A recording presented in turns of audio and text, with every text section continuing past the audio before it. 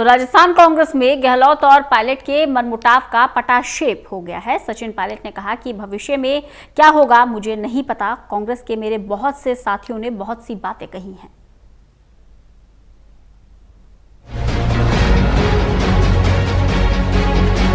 राहुल गांधी और प्रियंका गांधी से मुलाकात के बाद राजस्थान के पूर्व डिप्टी सीएम सचिन पायलट की वापसी हो रही है।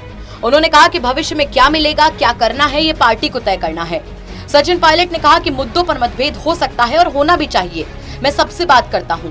मैंने लोगों से बहुत से वादे किए थे, उसे पूरा करना है। कैसे कैसे हम लोगों ने कम संसाधन होते हुए भी अपनी ताकत और नौजवानों किसानों को साथ लेकर सरकार का निर्माण किया। अब सरकार निर्माण करने के बाद अगर हम उन वादों को पूरा नहीं कर पा रहे हैं और हमें वो मान सम्मान और जगह नहीं मिल रही काम और ऑपरेट करने की, तो उस पीड़ा को बताने का एक फोरम होता है, उसका हमने इस्तेमाल किया। और कल जब प्रियंका जी और राहुल जी से हमारी मुलाकात हुई, इन सब बातों को हमने रखा।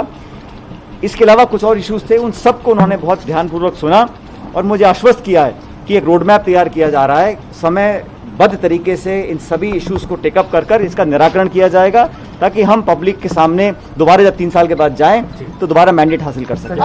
सचिन पायलट ने कहा कि भविष्य में क्या होगा मुझे पता नहीं है। कांग्रेस के मेरे बहुत से साथियों ने बहुत सी बातें कही या बोली हैं। मैं उस पर टिप्पणी करना नहीं चाहता। इसका कोई मतलब नहीं है। रात गई सो बात गई। मैं इन सब बातों का जवाब दूं ये शोभा नहीं देता। सब मेरे साथी हैं। अगर किसी ने मुझे भला बुरा कहा है तो ये उनकी सोच होगी।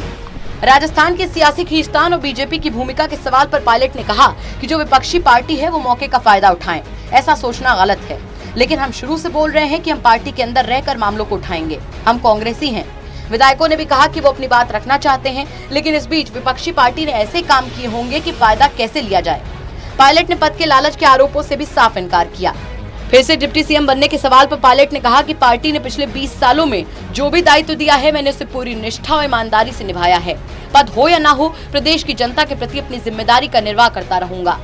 उन्होंने कहा कि जो वादे करके हम सत्ता में आए हैं उसे पूरा करना हम सबकी प्राथमिकता रहेगी। हम लोगों ने अपना स्टैंड पहले दिन क्लियर किया था कि हम कांग्रेस के अंदर रहकर, और मैंने आप सबको याद होगा आज से 3 हफ्ते पहले बड़ा स्पष्ट रूप से कहा था, तो वो सब लोग जो आरोप लगाने की कोशिश कर रहे थे या इस प्रकार की मीडिया में खबरें फैला रहे थे, उनको आज सच्चाई का सामना करना पड़ेगा।